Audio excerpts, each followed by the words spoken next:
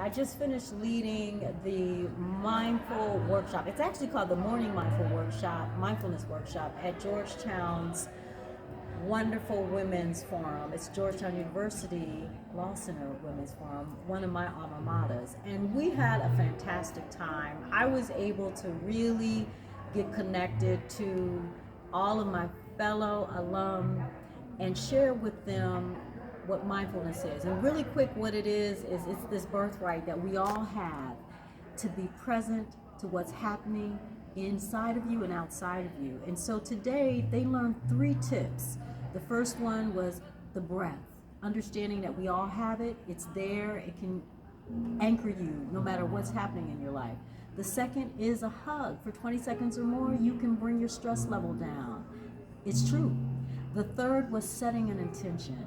How do you want to show up in your day? What quality do you want to bring into the day? Maybe it's peace, maybe it's awareness, maybe it's joy, all of that.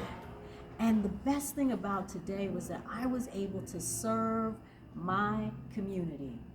Georgetown University Law Center, proud alum, class of 1991, Master of Laws in Securities and Financial Regulation. Hoya Loya, yeah!